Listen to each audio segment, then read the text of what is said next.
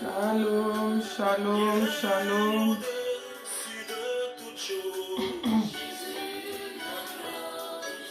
Shalom, shalom, que le Seigneur nous bénisse.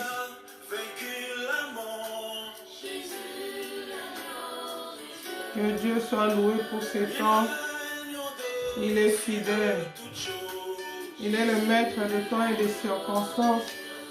Il nous donne encore l'occasion d'être là aujourd'hui. Alléluia, alléluia. Jésus, l'agneau de Dieu, qui ôte tous les péchés. Son est élevé au-dessus de tous les noms. Jésus, l'agneau de Dieu, qui ôte tous les péchés. Alléluia. Sacrifice pour mon salut, agneau de Dieu, Jésus l'agneau de Dieu, agneau de Dieu, agneau de Dieu sans tache, Jésus, agneau de Dieu, agneau messager de la grâce, Jésus, agneau de Dieu. Oh oui, son nom est élevé au-dessus de tous les noms. Oh oui, Jésus, l'agneau de Dieu. Alléluia.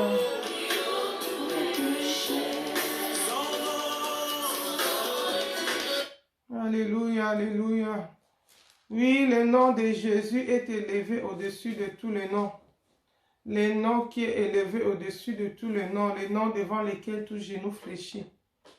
Nous bénissons le Seigneur pour la journée d'aujourd'hui, pour la grâce qu'il nous accorde d'être encore là. Je bénis le Seigneur pour toi, pour ta santé, pour les privilèges qu'il t'accorde de pouvoir suivre ces programmes. Oui, nous sommes dans notre plateforme ministère d'encadrement des servantes, dans laquelle nous partageons la parole de Dieu selon la mission que le Seigneur nous a confiée. Des sentinelles pour sonner la trompette, pour avertir le peuple de Dieu. C'est notre moment préféré où nous évangélisons. C'est notre moment préféré d'édification mutuelle, de partage de la parole de Dieu avec les enfants de Dieu, les servants de Dieu. Donc voilà, comme d'habitude, nous sommes là. Nous avons rendez-vous chaque samedi à 11h heure de Paris. Et aujourd'hui, le Seigneur a déposé un thème dans mon cœur que nous allons partager aujourd'hui. Nous l'avons intitulé « Malheur à toi, Chorazin ». Malheur à toi, Chorazin. Ça, c'est une parole tirée de la Bible. C'est un thème tiré de la Bible, c'est une parole que Jésus-Christ Nazareth avait prononcée. Donc voilà, notre texte de base, nous l'avons tiré dans le livre de Matthieu. Matthieu chapitre 11, nous allons commencer à partir du verset 16 jusqu'au verset 24. La Bible nous dit ceci. Je vais lire la parole de Dieu. La Bible dit ceci. À qui comparerai-je? À qui comparerai-je cette génération? Elle ressemble à des enfants assis dans des places publiques et qui, s'adressant à d'autres enfants, disent « Nous vous avons joué de la flûte et vous n'avez pas dansé. Nous avons chanté des complaintes et vous êtes pas lamentés. Car Jean est venu, ne mangeant ni ne buvant, et ils disent, il a un démon. Le Fils de l'homme est venu, mangeant et buvant, et ils disent, c'est un mangeur et un buveur, un ami des publicains et des gens de mauvaise vie. Mais la sagesse a été justifiée par ses œuvres. Alors il s'est mis à faire des reproches aux villes dans lesquelles avaient eu lieu la plupart de ces miracles, parce qu'elle ne s'était pas repentie. Malheur à toi, Chorazin, malheur à toi, Bethsaïda, car si les miracles qui ont été faits au milieu de vous avaient été faits dans Tyr et dans Sidon, il y a longtemps qu'elle se serait repentie, en prenant les sacs et la cendre. C'est pourquoi je vous l'ai dit, au jour du jugement, Tyr et Sidon seront traités moins rigoureusement que vous. Et toi, Capernaum, seras-tu élevé jusqu'au ciel? Non, tu seras abaissé jusqu'au séjour des morts. Car si les miracles qui ont été faits au milieu de toi avaient été faits dans Sodome, elles subsisteraient encore aujourd'hui. C'est pourquoi je vous l'ai dit, au jour du jugement, le pays de Sodome sera traité moins rigoureusement que toi. Alléluia, nous allons prier pour cette parole. Seigneur, nous recommandons cette parole entre tes mains. C'est toi la parole faite chair. Seigneur, nous prions pour que tu nous ouvres l'intelligence, que nous puissions comprendre les Écritures et que nous puissions saisir ta voix, ta pensée pour nous ce matin au travers de ces programmes. Au nom de Jésus-Christ. Amen. Donc voilà ici, c'est Jésus qui parle. Il s'adresse à la génération, à cette génération. Jésus compare la génération d'aujourd'hui. Il dit, à qui comparerai-je cette génération? Jésus commence à comparer la génération d'aujourd'hui. Pourquoi? Parce qu'il était déçu, il était choqué par les comportements des gens de cette génération, par les comportements des hommes dans cette génération. Il observe, il était en train d'observer ce qui s'est passé dans sa génération. Il a remarqué quelque chose, que les gens étaient devenus insensibles à l'œuvre de Dieu. Les gens étaient devenus insensibles à l'avertissement du Seigneur. Alléluia. La Bible dit, il dit cette génération est semblable aux enfants qui sont assis dans une place, dans des places publiques. Ils s'adressent les uns aux autres. Alléluia. Les enfants qui sont entre eux, qui sont en train de s'adresser aux autres. La Bible dit, ils disent, nous avons joué de la flûte et vous n'avez pas dansé. Normalement, quand on joue de musique joyeuse, ça doit procurer la joie, ça doit pousser les gens à danser. Ils sont dans la joie parce qu'ils écoutent une belle mélodie, une belle musique, ils dansent. Comme nous les chrétiens, nous sommes appelés à danser pour le Seigneur. Alléluia. Mais la Bible nous dit ceci, malgré qu'ils ont chanté des cantiques joyeux avec la flûte, ces enfants-là sont restés insensibles. Ils n'ont pas prêté attention aux chants joyeux qu'on chantait pour eux. Et ils se sont dit, peut-être qu'ils sont tristes. Comme ça, nous allons chanter des chants mélancoliques. Nous allons chanter des complaintes pour eux, pour les accompagner. Peut-être qu'ils sont tristes. La Bible dit, après avoir chanté des complaintes, les gens ne se sont toujours pas lamentés. Les gens n'ont toujours pas pleuré, ils sont restés insensibles. Et Jésus continue à expliquer ce qu'il voulait dire par là. Par cette histoire, shalom ma soeur Irène, sois bénie. Par cette histoire qu'il donnait à ses disciples, pour les amener à comprendre, il continue son explication. Il parle du ministère des gens, de Jean-Baptiste. La Bible dit, car Jean est venu, ne mangeant ni ne buvant, et ils disent, il a un démon. Alléluia. Jésus explique le ministère de Jean-Baptiste. Quand Jean-Baptiste était venu, la Bible dit, il ne mangeait pas. Alléluia. Il ne mangeait pas, il ne buvait pas. Jean-Baptiste avait une vie de mise à part. Dieu l'avait mise à part. Pourquoi? À cause du travail qu'il était venu faire. Il devait prêcher la repentance. Il devait préparer le retour, l'arrivée du Messie dans le cœur des gens. Alléluia. Si nous voulons voir l'appel ou le ministère de Jean-Baptiste, nous pouvons lire dans le livre de Matthieu, chapitre 3, Matthieu chapitre 3, à partir du verset 1. Alléluia. Sois bénie, ma sœur Sandra. La Bible dit, en ces temps-là, Paris Jean-Baptiste, il prêchait dans le désert de Judée. Il disait, répentez-vous car le royaume des cieux est proche. C'est lui dont le prophète Ésaïe a dit, c'est la voix de celui qui crie dans le désert, préparez le chemin du Seigneur. Rendez droit ses sentiers.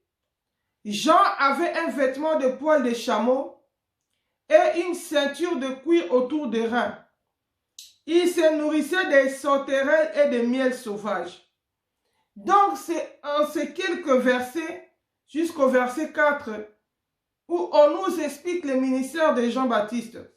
C'était quoi sa prédication, son message? La Bible dit la prédication de Jean-Baptiste, c'était la repentance. Il parlait de la repentance. Il disait, répentez-vous car le royaume des cieux est proche. Donc, le ministère de Jean-Baptiste, c'était de préparer les gens au royaume des cieux, de proclamer la repentance pour se préparer pour le royaume des cieux. Car le royaume des cieux est proche. Répentez-vous car le royaume des cieux est proche. C'était ça même la prédication de Jean-Baptiste. Et quand on regarde la vie de Jean-Baptiste, à cause de l'appel de Jean-Baptiste, Jean-Baptiste avait une vie de mise à part. Il avait une vie particulière. La Bible dit qu'il ne restait pas dans de belles maisons. La Bible dit qu'il était dans le désert. Il faisait son ministère dans le désert. Il prêchait dans le désert. Alléluia. La Bible dit qu'il avait un vêtement de poil de chameau et une ceinture de cuir, telle modestie, autour de reins. Il se nourrissait de sauterelles et de miel sauvage. Donc Jean-Baptiste n'avait pas de belles maisons. Jean-Baptiste n'allait pas manger la viande dans des maisons. Il n'était pas là derrière les marmites. Il s'était privé de toute la gloire de ce monde pour accomplir sa mission. La Bible dit que Jean-Baptiste est la voix de celui qui crie dans les déserts. Il y avait déjà des prophéties à propos de la mission de Jean-Baptiste, à propos de son appel, de son ministère. Jean-Baptiste est venu accomplir la mission. Il avait une mission particulière que le Seigneur lui avait donnée. C'était de parler de la repentance. C'était de préparer le peuple de Dieu au royaume des cieux. Et pour cela, il s'était imposé une discipline. Mais la Bible nous montre que Jésus continue à expliquer les gens de cette génération, au lieu que ça puisse les interpeller, au lieu que ça soit un signe, la manière dont Jean-Baptiste s'est comporté, la manière dont Jean-Baptiste s'habillait, la manière dont il était discipliné, au point de ne manger que des miels sauvages et des sauterelles. Ils sont restés insensibles. Au contraire, ils ont pris ça pour critiquer. Ils ont pris ça pour se lamenter, pour dénigrer. La Bible dit, Jésus voyait ça. Le Seigneur voyait ça. Il entendait. La Bible dit, Jésus a commencé à leur dire, car Jean est venu, ne mangeant ni ne buvant. Et ils disent, il a un démon. Oh bien-aimé, ne sois pas insensible à la parole de Dieu. La Bible nous montre dans Hébreux, ils ont écouté la parole, mais la parole qu'ils ont écoutée n'a pas trouvé la foi en eux. Cette parole ne les a servi de rien. Oh bien-aimé, que la parole de Dieu ne te serve pas de rien. Que la parole de Dieu ne te condamne pas au jour du jugement de Dieu. Parce que tu as écouté, tu as vu les miracles, tu as écouté, mais tu as refusé de te repentir. Tu es resté insensible à la parole de Dieu. Tu es resté incrédule. Au contraire, tu te mets à critiquer. Oh, alléluia. Il critiquait la vie de Jean-Baptiste et dit, est-ce qu'une personne peut vivre comme ça? Sûrement, il a un démon. C'est comme aujourd'hui. Beaucoup d'enfants de Dieu sont en train de se repentir. Beaucoup de vrais enfants de Dieu sont en train de se dépouiller. Ils sont en train de renoncer aux choses mondaines. Ils sont en train de renoncer à la vie de péché. Parce qu'ils ont entendu la voix de leur maître qui les avertit. Ils ont entendu la prédication de Jean-Baptiste qui leur dit, répentez-vous car le royaume des cieux est proche. Bien-aimé, ne t'en fais pas, ce n'est pas tout le monde qui entend la voix du Seigneur.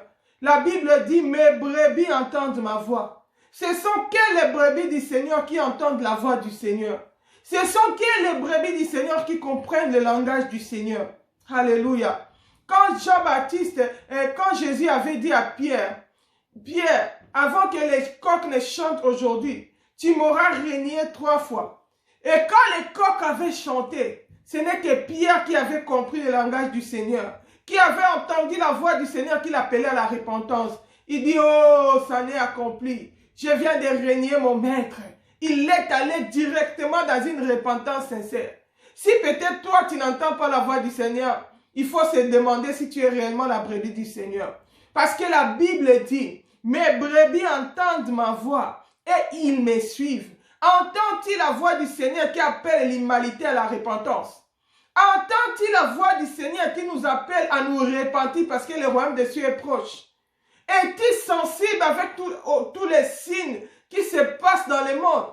Tous les événements, au travers de tous ces événements, tous ces signes de temps qui se réalisent, n'entends-tu pas la voix du Seigneur? Alléluia. Jésus se lamente. Il dit, cette génération, Jean est venu là prêchant la repentance. Il avait une vie disciplinée. Il était modeste. Il n'était pas dans l'extravagance. Comme aujourd'hui, la plupart des hommes de Dieu courent derrière les biens matériels. Or, la Bible nous demande de nous affectionner aux choses du ciel. Mais eux, ils courent derrière la richesse de ce monde. C'est pourquoi beaucoup ont fléchi les genoux devant le diable. Beaucoup ont commencé à servir Satan sans le vouloir. Parce que Satan, c'est lui qui propose la gloire de ce monde. C'est lui qui propose la grandeur, les richesses de ce monde. Il avait proposé, Jésus, il a dit, si tu t'agenouilles devant moi, je vais te donner toute cette gloire. Et malheureusement, aujourd'hui, beaucoup des hommes de Dieu sont à la recherche de la renommée. Beaucoup des hommes de Dieu sont à la recherche de la gloire. Pourtant, la Bible nous montre l'urgence du temps. Au temps où nous sommes, nous devons premièrement rechercher la justice et le royaume des cieux. Alléluia. La Bible dit, Jean parut. Il prêchait la repentance. Il disait aux gens, répentez-vous car le royaume des cieux est proche. Mais pour les hommes, il avait un démon. C'est aujourd'hui quand les gens voient des enfants de Dieu changer, des enfants de Dieu renoncer aux choses de Jézabel, ils disent, ah, ils sont allés dans les sectes. Ah, ils ont des démons. Bien aimé, ce n'est pas des sectes. C'est Jésus qui rappelle ses enfants à l'ordre. C'est Jésus qui rappelle ses enfants à la repentance. Car le royaume des cieux est proche. C'est le temps pour nous de renoncer aux choses du monde. Alléluia. Shalom, ma soeur Inès, sois bénie. C'est le temps pour nous de revenir au Seigneur de tout notre cœur. Parce que le royaume des cieux est proche. Dieu, dans son amour, il a dit non, je ne vais pas m'arrêter là. Je vais envoyer Jésus-Christ le Messie, le sauveur de l'humanité. La Bible continue dans notre texte de Matthieu 11. La Bible continue dans le verset 19. Le Fils de l'homme est venu, mangeant et buvant. Et ils disent, c'est un mangeur et un buveur, un ami des publicains et des gens de mauvaise vie. Mais la sagesse a été justifiée par ses œuvres. Bien-aimés, les hommes trouveront toujours des choses à critiquer. Les hommes trouveront toujours des choses à dire. Celui-là, ils n'ont pas écouté le message du Seigneur qui les appelait à la repentance. Ils n'ont pas fait attention à ça. Alléluia. Ils n'ont pas fait attention à ça. Mais ils ont regardé ils ont cherché des fautes là où ils devaient critiquer. Pour Jean-Baptiste, lui, tu vois pas qu'il a un démon? C'est quel genre d'homme qui mange que des sauterelles et des miel? Est-ce que quelqu'un peut avoir cette vie-là? Ils ont rejeté l'évangile. Ils ont rejeté la vérité. Ils ont rejeté la parole de Dieu qui les a menés à la repentance. Or, la Bible dit, puisque vous avez rejeté la vérité, je vous rejetterai aussi.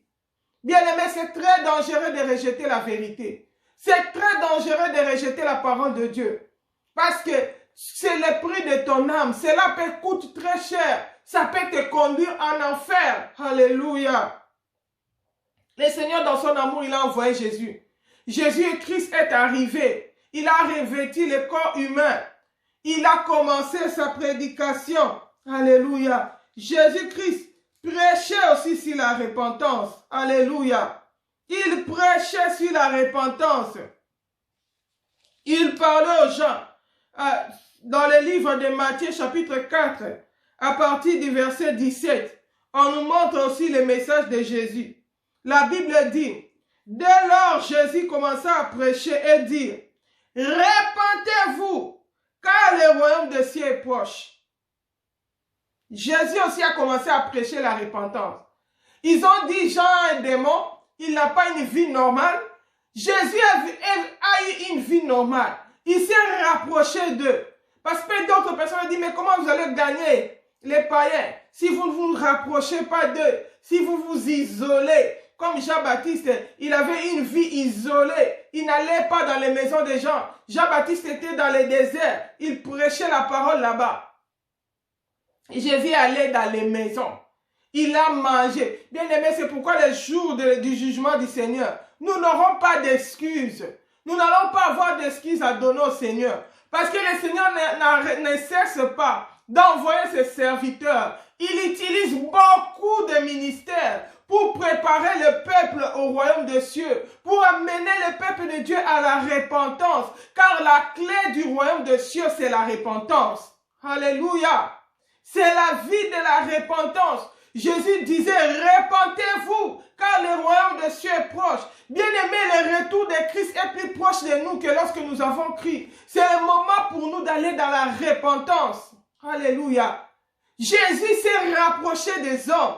Bon, Jean-Baptiste était dans le désert. Maintenant, moi, je viens vers vous. La Bible dit, il était avec eux à table.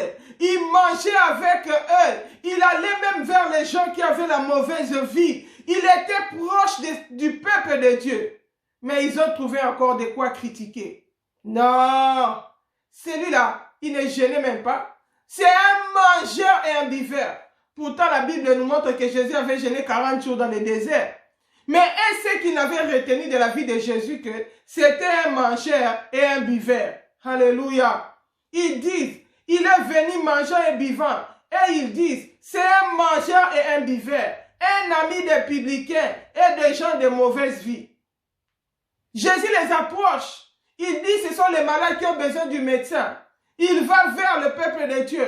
Il approche les gens qui ont de mauvaises vies. Nous avons vu Marie de Magdala, de laquelle était sorti 7 démons, possédée, pécheresse, transformée, changée. Il a rencontré Jésus, sa vie a changé.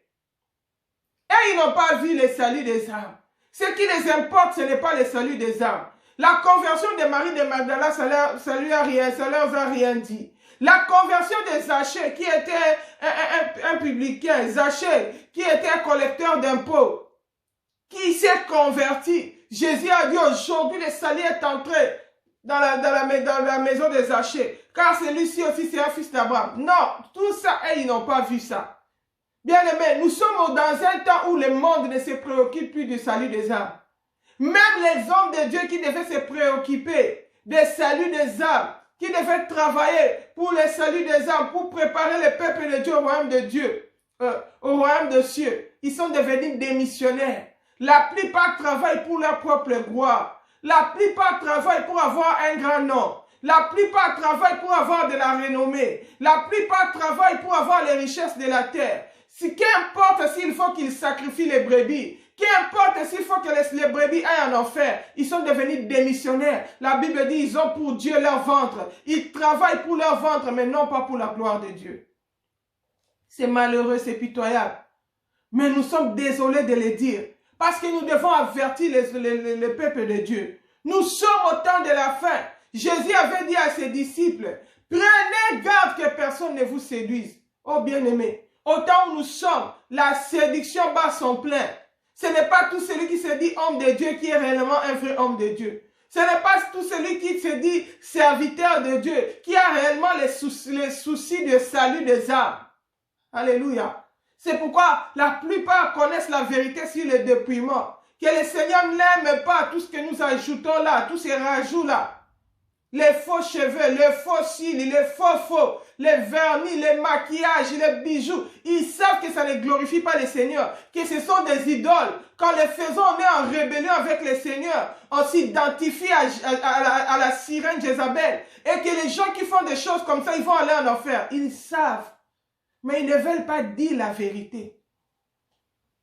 Ils voient les gens dans la fornication, dans l'impudicité. Ils n'osent pas leur dire la vérité. Parce que s'ils leur disent la vérité, ils ont peur de la persécution. Où sont les Jean-Baptiste qui sont prêts à mourir pour Christ, qui sont prêts à mourir pour l'évangile, à dire la vérité? Jésus a dit, vous mettront à mort, ils vous jetteront dans les prisons, mais ne craignez pas celui qui tue le corps, mais craignez celui qui tue le corps et qui a le pouvoir de jeter l'âme dans la guerre. La majorité des apôtres du Seigneur sont morts comment? C'était la volonté de Dieu, qu'ils puissent mourir pour le Seigneur, pour l'œuvre de Dieu. Étienne est mort en martyr. Ce n'est pas qu'il a manqué la sagesse, mais que c'était la volonté de Dieu pour lui, pour qu'il voie la gloire de Dieu. Il n'a pas craint pour sa vie. Il a témoigné Christ. Il était prêt à mourir pour Christ. Il n'est pas allé dans la compromission, commencer à changer l'évangile, parce que si je leur dis la vérité, on risque de me tuer, on risque de me persécuter, les gens ne vont plus donner les dîmes et les offrandes, je n'aurai plus l'argent, qu'est-ce que je vais devenir? Non. Il a dit la vérité. La Bible dit, il est mort dans la gloire. Quand Étienne rendait l'âme, la Bible dit qu'il a vu le ciel était ouvert. Sois bénie, ma sœur Johanna. Le ciel était ouvert et il a vu Jésus à la droite du Père. Il est entré dans la gloire. Il était prêt à souffrir pour Christ. Il était prêt à accepter la persécution pour Christ. Mais de dire la vérité, il est mort en martyr en prêchant la vérité, en prêchant la repentance, parce qu'il savait qu'il y a peu de temps, Jésus-Christ doit revenir. Il doit préparer le peuple de Dieu pour le royaume des cieux. Oh bien-aimés, où sont les vrais serviteurs de Dieu qui disent la vérité au peuple de Dieu, qui sont prêts à mourir pour Christ? Oh bien-aimés, Paul pouvait dire la mort m'est un gain. Bien-aimé, quand on meurt dans la crainte de Dieu, on n'a pas peur de la mort parce que c'est un passage qui nous permet d'entrer dans la gloire. Alléluia. Étienne a dit la vérité. Jean-Baptiste a prêché la vérité au point où on lui a coupé la tête. C'était la volonté de Dieu pour lui. Il est entré dans la gloire. Jésus a dit, de tous ceux qui sont nés des fils des hommes, il n'y a pas un plus grand que Jean. Alléluia. Alléluia. Repentez-vous car le royaume des cieux est proche. La Bible dit Jésus est venu. Il mangeait et buvait. Mais au lieu de se repentir, au lieu de changer de vie, ils ont dit, ah, lui c'est un commun de mortels. Je ne sais pas sous quel homme de Dieu le Seigneur t'a placé. Je ne sais pas quel est son ministère, quel est son appel. Mais si tu ne te répands pas, en dépit des miracles, en dépit de tout ce que tu vois, la Bible dit qu'au jour du jugement, tu seras traité plus pire que Sodome et Gomorrhe. Alléluia. Le verset 20 de Matthieu 11 nous dit ceci.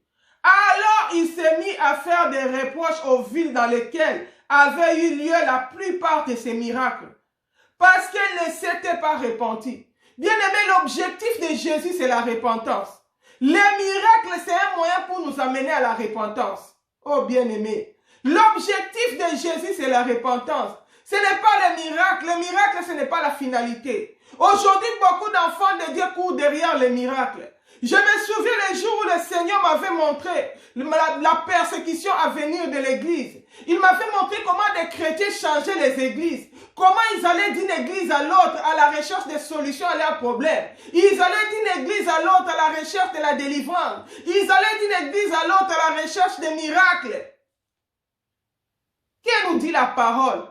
La Bible nous dit, les miracles, c'est le pain des enfants. Les enfants de Dieu, les miracles, c'est leur pain. La Bible dit, voici les signes qui accompagneront ceux qui auront cru. En mon nom, ils chasseront des démons. Bien aimé, le miracle, c'est la bénédiction qui est réservée aux vrais enfants de Dieu. À ceux qui ont cru au Seigneur Jésus-Christ. À ceux qui se sont repentis, qui se préparent pour le royaume de Dieu. Le miracle, c'est leur pain, c'est leur droit. Alléluia.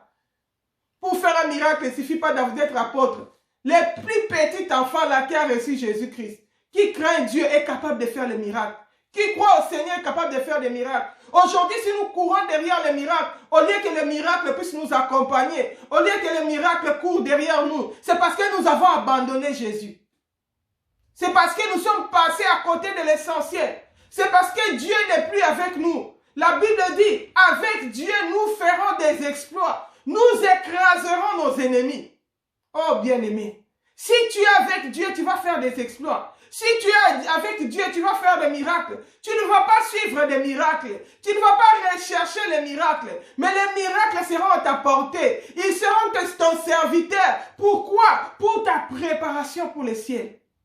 Alléluia. La Bible dit à quoi ça sert à un homme de gagner tout le monde s'il doit perdre son âme. Bien-aimé, tu peux bénéficier des miracles. Ça ne te garantit pas le ciel. Mais quand le Seigneur opère un miracle dans ta vie, sache qu'il opère ce miracle pour t'amener à la repentance, pour t'amener à la crainte de Dieu, pour t'amener à te préparer pour le ciel, pour que tu reconnaisses qu'il y a un Dieu dans le ciel, un Dieu vivant qui est allé nous préparer une place, qui reviendra pour enlever son église. Alléluia. Jésus était mécontent. Pourquoi? Parce que les villes qui avaient vu les miracles, la Bible dit, alors il s'est mis à leur faire des reproches, aux villes dans lesquelles avaient eu lieu la plupart de ces miracles. Parce qu'ils ne s'étaient pas repentis. Il commence à leur dire, malheur à toi, Chorazin. Malheur à toi, Bethsaïda. Car si les miracles qui ont été faits au milieu de vous avaient été faits dans Tyr et dans Sidon, il y a longtemps qu'elles se seraient repenties. Bien-aimés, qu'est-ce que le Seigneur n'a pas fait dans cette génération où nous sommes? Quel miracle le Seigneur n'a pas opéré dans cette génération où nous sommes? Mais les gens sont restés insensibles. Ils voient les miracles, mais ils ne se convertissent pas. Ils aiment les miracles, mais ils n'aiment pas les faiseurs de miracles. Ils aiment les miracles, mais ils n'aiment pas les seigneurs. Ils aiment la bénédiction du Seigneur, mais ils aiment les seigneurs. La Bible dit, celui qui aime le monde n'aime pas Dieu. Il est le Seigneur. Il ne va pas hériter le royaume des cieux. Chaque jour nous allons, nous sommes dans les jeûnes d'automne, nous sommes allés dans la montagne, nous avons des journées prophétiques, man of God, prophesy. On est à la recherche de charisme, on est à la recherche des sensationnels, on est à la recherche des miracles, on est à la recherche de la bénédiction, sauf de Dieu. Oh bien-aimé, la Bible dit, malheur à toi. Malheur à toi si tu ne te répands pas. Après avoir vu tout ce que tu vois dans le monde, après avoir vu tous les miracles qu'il y a dans le monde, si tu ne te répands pas, la Bible dit malheur à toi. Bien-aimé, au temps où nous sommes, Dieu a exaucé même la prière du riche. Alléluia. La Bible nous montre dans Luc 16. Luc 16. Luc 16, c'est la prière du riche et le pauvre Lazare.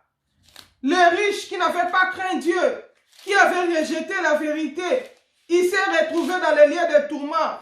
Il s'est retrouvé dans la condition difficile, l'enfer. Alléluia. Il a fait une prière. Il a fait une demande au Père Abraham. Alléluia. Je suis dans Luc 6, dans Luc 16. La Bible me dit ceci. Si tu es à la maison, tu peux lire à partir du verset 19. Luc 16, tu peux lire 19 jusqu'au verset 31. Mais moi ici, je ne vais pas tout lire. Je vais lire un peu. La Bible dit, je commence au verset 23. La Bible dit, dans les séjours des morts, il leva les yeux. Et en proie au tourment, il vit de loin Abraham et Lazare dans son sein. Il s'écria, Père Abraham, aie pitié de moi et envoie Lazare pour qu'il trempe le bout de son doigt dans l'eau et me rafraîchisse la langue, car je souffre dans cette flamme. Oh bien-aimé, les gens qui disent que non, les gens sont dans le séjour des morts. L'enfer n'est pas encore ouvert. Bien-aimé, le séjour des morts en anglais, on appelle ça enfer, hell. Si tu regardes, tu lis en anglais, c'est hell. Et dans les séjours des morts, il y a les feux. Parce que quand on voit, on écoute l'enfer, on voit le feu. Bien-aimé, si tu meurs aujourd'hui dans le péché, directement, le feu, ça commence, les tourments éternels. Ne pense pas que tu vas aller te reposer. Après, on dit, il a beaucoup souffert, il va se reposer. Bien-aimé, il y a des repos quand Jésus. Il n'y a que ceux qui vont dans les seins d'Abraham, ceux qui sont morts dans la sainteté, ceux qui sont morts dans la crainte de Dieu, qui vont aller dans les seins d'Abraham, qui vont aller dans le paradis. C'est eux qui vont se reposer là-bas. Mais si tu meurs dans le péché, beaucoup de gens, j'ai trop de problèmes sur la terre. Je n'en peux plus, je vais me suicider. Comme ça, je vais mettre fin à ma vie. Tu ne mets fin à rien du tout. Tu passes d'une réalité à une autre qui est encore pire. Les malheurs, la souffrance que tu fouilles ici, ce n'est rien comparable à l'enfer qui t'attend. Bien aimé, la Bible dit, il est réservé à l'homme de mourir une fois, puis vient le jugement de Dieu. Si tu meurs aujourd'hui sans te repentir, tu meurs dans le péché, les tourments commencent. La Bible dit, les riches, il est mort, il s'est retrouvé directement dans les flammes. Il s'est retrouvé directement dans le feu. Dans les tourments, les séjours de mort, c'est un lieu de tourment. C'est déjà le feu qui commence. Le lac de feu où on va jeter Satan, et ça va venir après le jugement dernier. Mais on commence déjà ces tourments, dès que tu meurs, tu commences déjà à brûler dans le feu. L'enfer commence déjà pour toi. Ici, en français, on traduit ça les séjours de mort. En anglais, on appelle ça hell. Tu pars directement en enfer. Les tourments commencent. Alléluia. La Bible dit, depuis le séjour de mort, il s'écria. Il leva les yeux en proie au tourment. Il vit de loin Abraham et Lazare dans son sein. Il s'écria, Père Abraham, aie pitié de moi. Et envoie Lazare pour qu'il trempe le bout de son doigt dans l'eau. Et me rafraîchisse la langue, car je souffre dans cette flamme. Oh bien-aimé, ne meurs pas dans le péché. Il y a des flammes qui attendent ceux qui meurent dans le péché. Il y a les tourments éternels qui attendent ceux qui meurent dans le péché. Ne perds pas ton âme. Que le diable ne puisse pas te séduire au point de te décevoir toi-même, de mourir et d'aller en enfer. Alléluia. Abraham répondit, mon enfant, souviens-toi que tu as reçu tes biens pendant ta vie et que de même Lazare a eu les maux. Maintenant, il est consolé et toi, tu souffres. Oh bien-aimé, il est préférable de souffrir un peu sur la terre, mais d'être consolé éternellement. À quoi ça sert d'avoir les richesses temporaires de la terre et d'aller éternellement souffrir? Ta vie n'aura servi à rien. Un avorton serait mieux que toi. Parce que lui n'a pas connu le péché. Il va aller directement dans le repos. Mais toi, à quoi ça te sert de vivre 90 ans, 80 ans, 100 ans, 120 même pour le plus robuste et de te retrouver en enfer? La Bible dit vanité de vanité, tout est vanité. Alléluia. Le verset 26 de Luc 16 nous dit ceci.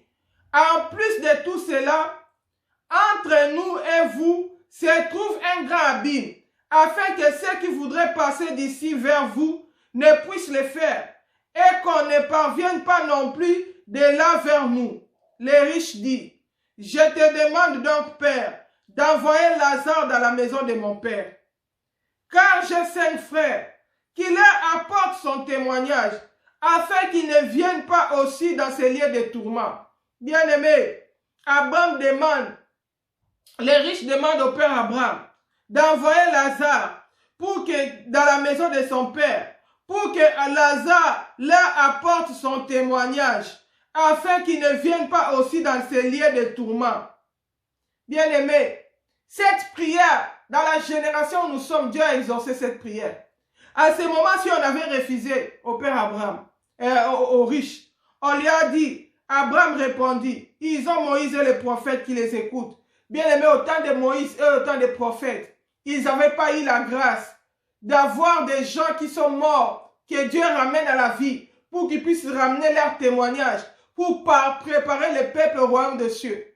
Mais au temps où nous sommes, la Bible dit que la gloire de la dernière maison sera plus grande que la première. Au temps où nous sommes, la gloire de l'Église doit normalement être plus grande que la première. Dieu utilise, Dieu envoie, alléluia, Dieu envoie même des gens qui ont goûté à la mort. Il les ramène à la vie pour apporter les témoignages, pour préparer le peuple de Dieu au royaume des cieux, pour amener le peuple de Dieu à la repentance. Bien-aimés, nous avons tout vu dans cette génération. Qu'est-ce que nous n'avons pas vu? Quels signes nous n'avons pas vu? Quels miracles nous n'avons pas vu? Dieu ramène même des gens qui meurent, qui reviennent avec les témoignages, des gens qui quittent les corps Moi, j'ai déjà entendu quelqu'un dire, oh, moi, je ne vais pas écouter les morts qui viennent. Parce que Dieu, c'est un Dieu des vivants. Il fait la même chose comme ces gens qui disaient, il ne va pas écouter les gens comme Jean-Baptiste, ils ont des démons. Lui, il ne va pas écouter les gens qui sont morts. Il va écouter les vivants parce que c'est Dieu, c'est un Dieu des vivants. Mais la personne qui était morte là, qui t'amène les témoignages aujourd'hui, il est vivant. Il vit, c'est pourquoi il témoigne. S'il était mort, il n'allait pas parler. Mais Dieu a permis qu'il revienne, qu'il ressuscite de mort. Est-ce que la résurrection, ce n'est pas biblique? Alléluia. Dieu, la résurrection n'est-elle pas biblique? La Bible dit même quand Jésus est entré dans les tombeaux, quand il était ressuscité, des saints ont été rendus à leur famille. Des gens ont ressuscité. Nous avons vu dans la Bible Lazare qui était mort après 4 jours. Jésus-Christ l'a ramené à la vie. C'était un mort qui est revenu à la vie. Nous avons vu beaucoup de gens, la fille de Jairus ressuscitée. Nous avons vu les Tabitha Dorcas ressuscitées. Qu'est-ce qui est impossible à Dieu? La Bible dit tout est possible à celui qui croit. Mais Dieu le fait dans quel but? Tous ces miracles, tous ces signes. Dans le but de sauver l'humanité. Dans le but d'amener les gens à la repentance. Mais nous sommes devenus insensibles à la parole de Dieu. Nous cherchons les endroits pour critiquer. Ah, celui-là, je ne vais pas l'écouter. Lui, il parle, son français là, ce n'est pas bien. Lui, son anglais là, ce n'est pas bien. Lui là, il s'habille pas bien. Lui là, il reflète. Nous cherchons des excuses. La Bible dit, malheur à toi. Malheur à toi. La Bible dit, Jésus commence à les reprocher. Il dit, malheur à toi, Chorazin. Malheur à toi, Betsaïda. Car si les miracles qui ont été faits au milieu de vous avaient été faits dans Tyr et dans Sidon, il y a longtemps qu'elles se seraient repenties. Bien-aimés, les gens de Sodome et Gomorrhe, ils n'ont pas vu des morts ressuscités. Venez leur apporter les témoignages pour qu'ils se repentent. Hein? Ils n'ont pas eu cette grâce-là. Avec péché, directement condamnation. Le feu. Sodome et Gomorrhe a été consumé par le feu. Si Sodome et Gomorrhe a été consumé par le feu, et toi qui as écouté la parole, Jésus-Christ est venu. Aujourd'hui, l'évangile est venu jusque chez nous. À cette époque-là, il n'y avait pas encore la Bible. Hein? La Bible n'était pas encore écrite. Il y avait des livres des prophètes dispersés par-ci, par-là. Mais aujourd'hui, on t'a tout rassemblé dans un ouvrage qu'on appelle la Bible. Et aujourd'hui, le diable cherche même à détourner encore cette Bible-là. Tu as écouté la parole de Dieu. La Bible dit, vous verrez des tremblements, vous verrez beaucoup de signes. Alléluia. Beaucoup de signes, la Bible nous montre. Mais la Bible dit que dans tout ça, quand nous verrons tous ces signes-là, sachant que Jésus-Christ est à la porte, qu'est-ce qu'on n'a pas encore vu? Tremblement de terre. Qu'est-ce qu'on n'a pas vu? Tsunami. Quel miracle nous n'avons pas vu? Et ils avaient vu seulement les miracles. Nous, on a vu même des signes. Des signes et des miracles. Qu'est-ce qu'on n'a pas encore vu? Tremblement de terre dans cette génération. Qu'est-ce qu'on n'a pas encore vu? Une nation s'est levée contre une nation. Qu'est-ce qu'on n'a pas encore vu? La pandémie, les épidémies. Aujourd'hui, il y a la pandémie de Corona-19. Qu'est-ce que tu attends encore pour te repentir? Est-ce que toi, tu es vraiment destiné au ciel? Si tu étais destiné au ciel, qu'est-ce que tu attends pour se repentir? La Bible dit, aujourd'hui, si tu attends sa voix, n'endurcis pas tout ton cœur. Les gens qui endurcissent leur cœur, dont la parole ne leur serve de rien, la Bible dit, ils n'entreront pas dans le royaume des cieux. Oh, bien-aimé. Alléluia. Abraham dit, car j'ai 5 frères, qui leur apportent son témoignage, afin qu'ils ne viennent pas aussi dans ces lieux de tourment. Toi, on t'a apporté des témoignages. Dieu visite même des musulmans. Des Indiens donnent la vie à Jésus. Des musulmans en Asie se convertissent en masse. Ils prennent des baptêmes. Ça doit être un signe qui doit t'interpeller. Que Jésus-Christ est à la porte. Des gens qui sont à la Mecque, Jésus les visite, ils se répandent. Ils donnent leur vie à Jésus. Le Seigneur touche les incrédules. Le Seigneur utilise des petits enfants. Alléluia. La Bible dit, ces choses, Dieu les a gardées. Il a gardé ça au grand. Mais il s'est révélé. Aujourd'hui, de plus en plus, le Seigneur se révèle à des petits enfants, à des gens qui ont paix d'instruction, des gens qui connaissent paix. Il leur donne des messages pour venir avertir l'Église. Il leur donne des messages pour venir avertir le peuple de Dieu. Tu attends quoi pour te repentir? Alléluia. La Bible dit, malheur à toi. Parce que si à Sodome, ils avaient vu les miracles que toi tu vois, s'ils avaient écouté les avertissements que toi tu écoutes, depuis longtemps, ils se seraient déjà repentis. Ils allaient revêtir la cendre et les sacs. Parce que les enfants d'Israël, quand ils allaient dans la repentance, ils revêtaient la cendre et les sacs, ils s'humiliaient, déchiraient leurs habits. C'est pourquoi la Bible nous montre dans le livre de Esther, quand on avait décidé de tuer les Juifs, quand on avait écrit, Mardochée avait revêtu la cendre et les sacs. Il criait par terre, il se lamentait, il criait vers Dieu pour que le Seigneur leur délivre de la sentence de mort. Oh bien-aimé, le jugement de Dieu est plus terrible que la mort. Le jugement de Dieu est plus terrible que la mort. Parce qu'après le jugement de Dieu, il y a une sentence éternelle. C'est soit c'est l'enfer, c'est le feu éternel, c'est le lac de feu. Oh bien-aimé, apprends à fuir la colère de Dieu. Produis des fruits dignes de la repentance. Répands-toi, ne sois pas religieux. Autant il y a beaucoup de gens qui sont religieux. Ils ont l'habitude de prier, ils ont l'habitude d'aller dans les églises, mais ils ne craignent pas le Seigneur. Ils ne produisent pas de fruits dignes de la repentance. Alléluia. Ils ne produisent pas de fruits dignes de la repentance. C'est pourquoi Jean-Baptiste, quand il prêchait, il a vu que beaucoup de gens venaient se faire baptiser. Aujourd'hui, les gens cherchent la sympathie des hommes de Dieu. Ils croient que s'il est l'ami d'un homme de Dieu, il est aussi l'ami de Jésus. Non. Tu peux être l'ami d'un homme de Dieu, mais celui que nous servons, il est un Dieu juste. Il ne fait d'acception à personne. Il ne laisse pas les coupables impunis. Il dit, ce qu'un homme aura semé, il le moissonnera. Bien-aimé, la Bible dit, craignons donc, pendant que subsiste encore la promesse de son repos. Craignons le Seigneur. Jésus-Christ est en train de revenir. Craignons le Seigneur. Marchons dans la crainte de Dieu. Alléluia. Je suis dans Luc chapitre 3. À Luc chapitre 3, je peux commencer au verset 3. La Bible dit, il alla dans toute la région du Jourdain. Ça, c'est Jean-Baptiste. Il prêchait les baptêmes de repentance pour le pardon des péchés.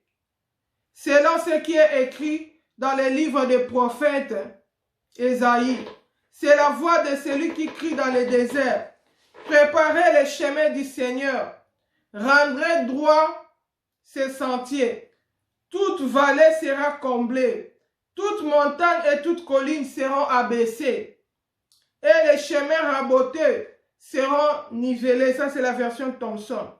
Et toute chair verra le salut de Dieu.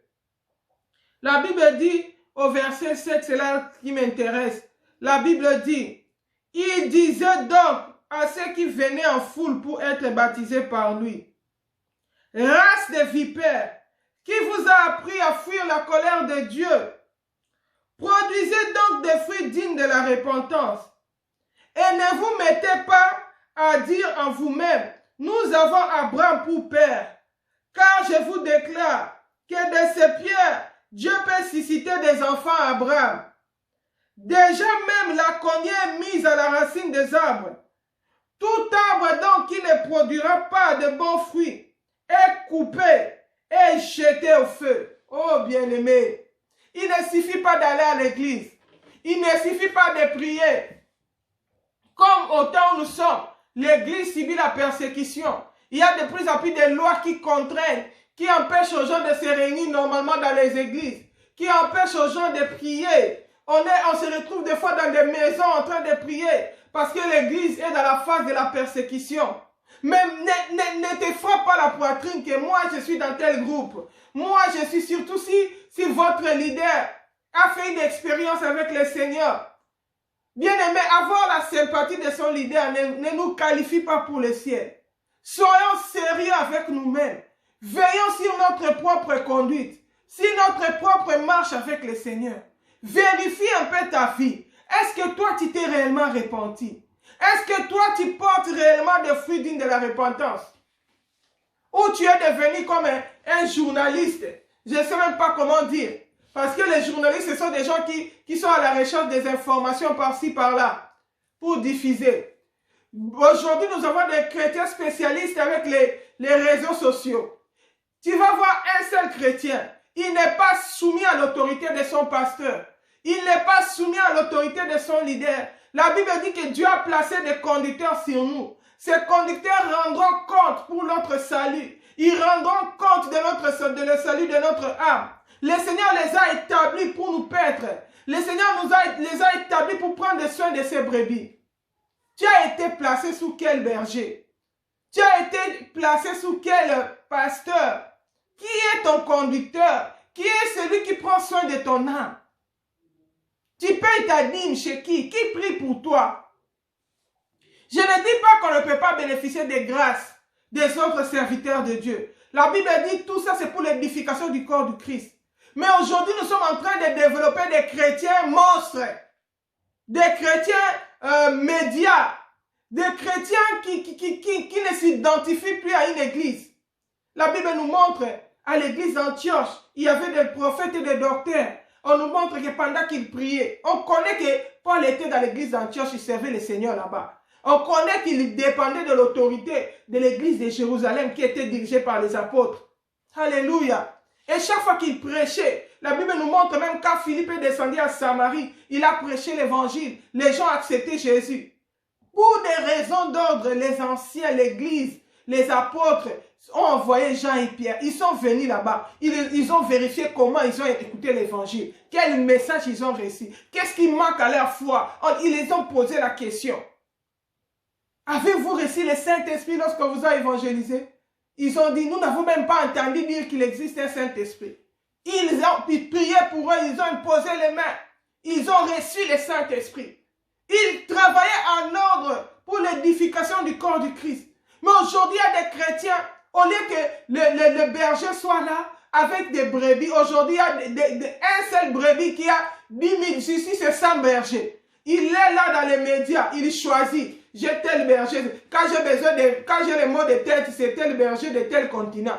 Quand je veux la bénédiction, c'est tel berger de tel continent. Je vais envoyer seulement mon offrande. Ils vont prier pour moi. Comme ça, lui, il est bien confortable dans le péché. Il vit peut-être dans la fornication. Il vit peut-être dans la médisance, dans la calomnie. Il ne se répand pas, mais il achète les services des hommes de Dieu. Tu n'es pas différent des balais d'Astarté. Tu n'es pas différent de Akab, qui a corrompu tous les prophètes, qui a acheté par son argent, les prophètes de Baal. Tous les prophètes commençaient à fléchir les genoux devant Baal. Ils étaient dans la compromission. Ils ne disaient plus la vérité.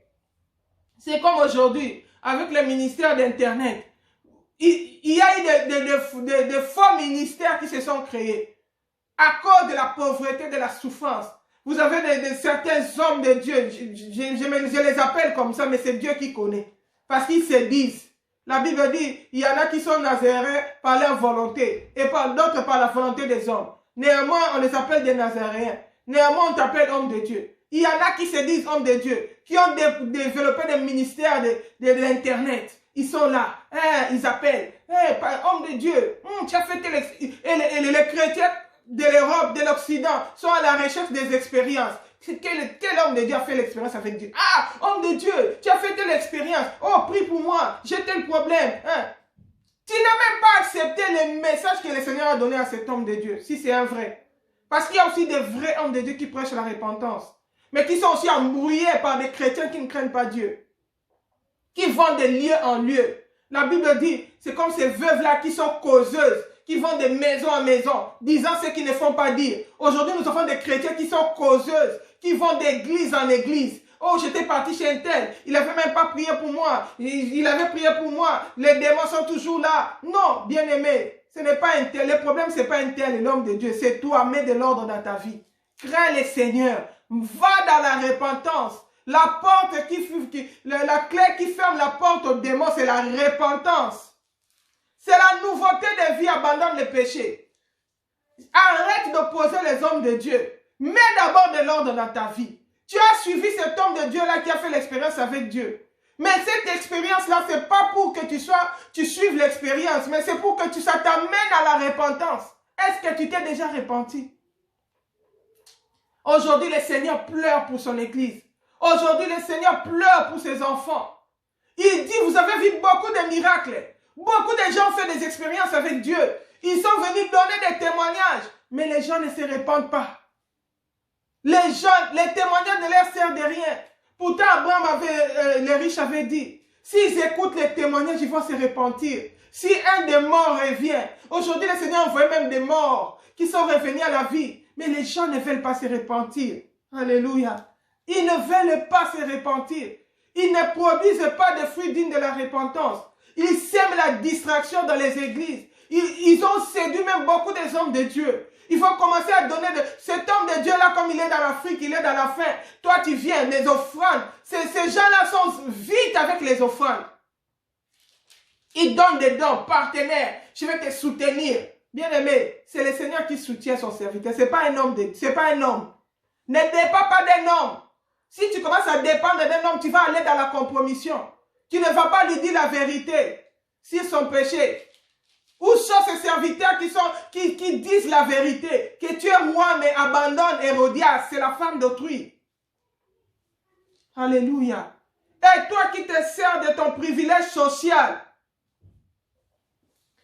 tu te sers de ton privilège social pour aller corrompre les hommes de Dieu, pour aller mentir. Tu sais que tu ne vis pas dans la crainte de Dieu, mais tu appelles les hommes de Dieu, tu dis autre chose, tu vis dans les mensonges. Tu rendras compte devant le Seigneur. La Bible dit, Jésus a dit, il voyait comment cette génération était. Il voyait comment la génération d'aujourd'hui était. Tu es là, tu ne crains pas Dieu. Les serviteurs de Dieu, tu n'es même pas soumis aux serviteurs de Dieu devant lesquels le Seigneur t'a placé, sous l'autorité duquel le Seigneur t'a placé. Tu ne leur donnes pas du respect parce qu'ils connaissent ta vie. S'ils te disent que ma soeur, tu ne te comportes pas bien, crains Dieu, tu les hais. Tu cherches ceux qui sont loin, qui ne peuvent pas voir ta vie de péché. Et là, tu fais les beaux yeux. Et aussi, comme ils sont séduits par les offrandes que tu envoies là-bas, ils vont te chérir. Ils vont prendre le temps pour toi. Ça, c'est la sympathie des hommes. Tu peux séduire les hommes, mais tu ne peux pas mentir Dieu. La Bible dit, on ne se moque pas de Dieu. Ce qu'un homme aura sémé, il le moissonnera. Nous sommes au temps de la fin. Jésus-Christ de Nazareth est en train de revenir. La Bible dit, répentez-vous quand le royaume des cieux est proche. Tout ce que Dieu fait comme miracle, tout ce que Dieu fait comme signe, tous les gens que le Seigneur envoie, c'est pour notre salut. C'est pour notre salut. C'est pour notre repentance. Parce qu'il veut que nous allons au ciel. Il veut que notre âme ne puisse pas se perdre. Oh bien-aimé, la Bible dit, la cognée est déjà mise sur la racine de l'arbre. Dieu a déjà mis la cognée pour retrancher tout arbre qui ne produit pas de fruits. J'ai envie de te demander quels sont tes fruits en tant qu'enfant de Dieu. Tu as commencé à prier, ça fait combien d'années? Ça fait combien de temps? Quel est ton caractère? Quelle est ta conduite? Quels sont tes fruits? Est-ce que si Jésus-Christ revenait aujourd'hui, quel serait ton sort? Alléluia. Aujourd'hui, tu entends la voix de Dieu, n'endurcis pas ton cœur. Tu ne sais pas, peut-être c'est la dernière son de trompette. Peut-être c'est le dernier avertissement que le Seigneur te donne. Tu ne sais pas ce que peut enfanter un jour. Ne te vante pas du lendemain. Tu ne sais pas ce que peut enfanter un jour. La Bible nous montre la parabole du riche. La Bible dit que ce riche, cette terre avait rapporté beaucoup de richesses. Il a dit, je vais agrandir mes greniers. Comme ça, j'aurai la nourriture pour toute la vie. Et je vais dire à mon âme, repose-toi, rassasie-toi. Tu as assez de nourriture pour toute ta vie. La Bible dit, le Seigneur lui a dit, malheureux que tu es, car cette nuit même, je te redemanderai ton âme. Bien-aimé, tu ne sais pas les jours que le Seigneur redemandera ton âme. Beaucoup de gens, nous avons commencé l'année avec eux, ils ne sont plus. Beaucoup de gens, nous avons commencé peut-être le mois de novembre, ils ne sont plus avec nous. Aujourd'hui, si tu entends la voix de Dieu, répands-toi. Sache que le Seigneur t'appelle à la repentance, car il revient bientôt. Je viens encore te dire aujourd'hui, répands-toi, car le royaume des cieux est proche. Voilà, nous allons nous arrêter là. Que le Seigneur nous aide. Que le Saint-Esprit nous convainc de la justice et du jugement. Que le Saint-Esprit nous aide à mettre de l'ordre dans notre vie chrétienne. À voir tout ce que nous n'avons pas encore arrangé. Quel est ce péché que je n'ai pas encore abandonné? Quel est ce péché que je n'arrive pas encore à abandonner? Que cela devienne tes sujets de prière. Va même en retraite pour ça. Dis, Seigneur, brise-moi. Seigneur, taille-moi. Seigneur, change-moi. Seigneur, prépare-moi à ton retour. La Bible dit qu'aucun de vous ne paraisse être venu trop tard. Que je ne vienne pas trop tard comme les vierges folles qui sont allées acheter de l'huile, ils sont venus en retard. Mais que je m'arrange maintenant. Car il est dit, maintenant donc, tenez-vous prêts. Parce que vous ne savez ni les jours, ni l'heure. Amen. Que le Seigneur vous bénisse. Voilà, nous allons nous arrêter là. Si Jésus-Christ de Nazareth ne revient pas, on se retrouvera par la grâce de Dieu samedi prochain à 11 h, heure de Paris. Shalom, shalom, soyez bénis chez vous. Alléluia.